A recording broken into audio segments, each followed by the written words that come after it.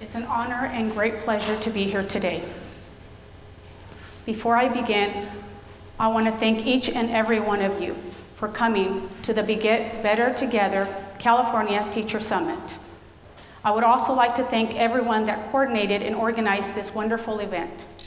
Next, I would like to thank my administrators, Ed Ewing, Jose Perez, Susan Fisher, and Linda Murphy, for giving me the support and guidance, and most importantly, allowing me to teach freely. In addition, I would like to thank my colleagues, Anna Van Allen, Yvette Larson, Etelvina Rodriguez, Maria Ramirez, Ceci Cisneros, Sandra Cuevas, and my mentor, Nancy Sinagras, for working with me as a team in meeting the needs of every student. Lastly but not least, I would like to thank my family, my children, Giovanna, Laura, Alejandra, Ricky, and Sergio. Because of your responsibility, your independence, your hard work and love, I was able to pursue and practice a profession I so much desired.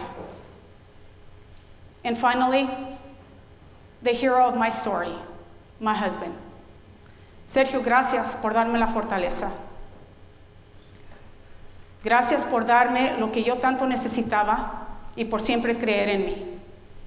Oh, the flowers. Now, now that you heard a little bit about my bio, I'm able to describe what it was for me when I was growing up. Entering a classroom where I did not know the language. Coming from poverty, I had nothing to share.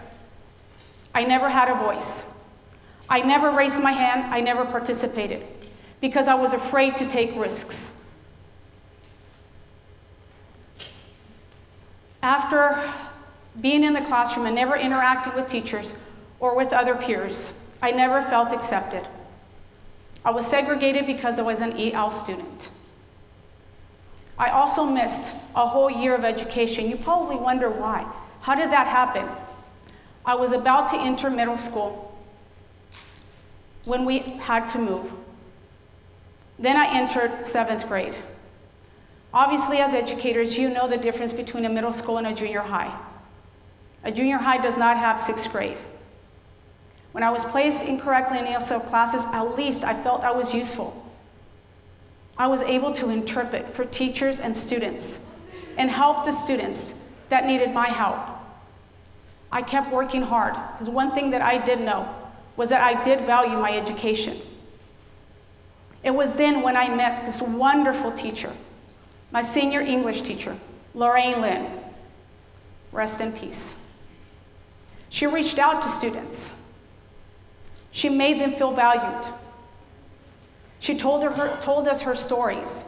They inspired and motivated me. One day she asked me, "Can you please see me after school?" And I said, "Sure, Miss Lynn." As I approached her, she had an application in her hand. That was an application to this beautiful university.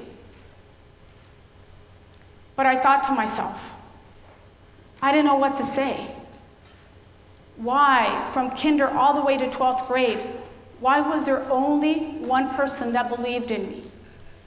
One teacher. But she did spark that light, that possibility of going to college. What did that mean to me? Is to become a teacher. That passion that I always had in me. No one encouraged me. I didn't wake up one day and think I want to be a teacher. I had it in me. That was that passion that I had. I took that application, I filled it out, and I turned it in. Because she told me, she looked at me, she says, "Yolanda, I know you have the capability of going to college, and most importantly, the passion of learning." Those words meant so much to me that I started believing in myself. But I did not take that important risk. I didn't follow through because I was afraid to fail. So I figured, as my dreams of becoming a teacher faded away, I figured I'm going to be a paraprofessional, at least I could reach out to students that way, which I did. I was a paraprofessional for 18 years, 15 years in special education. But to me, it wasn't enough. I did not have the power to control what I felt was necessary in the classroom. After years of having my husband tell me, you need to go to school. You need to become a teacher. And one day he told me, if you believe so much in students, why can't you believe in yourself? That's when I said, I have to take that one step, that risk that I was so afraid of, which I did. I had a wonderful professor, Ann Smith, took the class, completed it successfully. From that day on, I never turned back, and I never stopped. I kept going until I got to the finish line. Now I've been teaching for 9 years. And the number one thing I would give my students, and if we can all be together in this, is give them a voice. Allow them to take risks, because every risk will bring an accomplishment. Even if they think they're going to fail, or if they fail, it's going to make them wiser. So the most important thing for me was, I am going to give each and every one of my students a comfortable, safe, caring, and welcoming environment. A simple handshake at the beginning of the day as they enter my classroom with a smile and a greeting. I allow them to come in and feeling this is their home. 1/8 of my walls is dedicated to their culture and families. I want them to feel like they are at home and that I value them. And I do tell them, you will participate in my class because I believe in you. And what you have to say matters to everybody else. We will learn from you as you're going to learn from us. Don't be afraid to take risks. Next thing that I feel is very important is the relationships we build with our students. And the relationships they're going to build between their peers. These relationships are going to give them a self-worth, and they're going to believe and value other people. We have to work together in conjunction. Once that is in place, they will start to take risks. They will have a voice in the classroom. And that is the most important thing. I didn't have that. I never took the risk. I felt I was just an object taking a spot in the classroom. I never felt part of the classroom. I said, was it my language, my primary language? I couldn't communicate with the rest of them at the beginning in English. Was it my culture? Was it the color of my skin? It's an awful feeling. But as we look around, and the first day of class, I asked my students, look around. We are all different. We don't look the same. We don't behave the same. We don't learn the same. But that is perfectly fine. But you can all learn. And we can all treat each other with respect. So with that being said, I have 2 examples of my student accomplishments. As I'm teaching math, and every student is solving the math problem in their own way. At the end, I say, do I have any volunteers to come up to the front and show me how you solve this problem? I see this timid hand go up. Sure, come on up. He brought his notebook, put it underneath the document camera. There was a beautiful drawing, a diagram on how he solved the problem. Decomposed numbers. And it was clear as water how he justified his answer. With limited vocabulary he had, he turned to the wall on the right where the academic language was. He pulled it from there, used that sentence frame that was given. We could understand how he solved this problem. Everyone applauded. Imagine how that student felt taking that risk. And what the others learned from that student, a new strategy that they hadn't thought of. This was a student with a severe language disorder, a learning disability in multiple subjects, an English learner that came from an unstable home.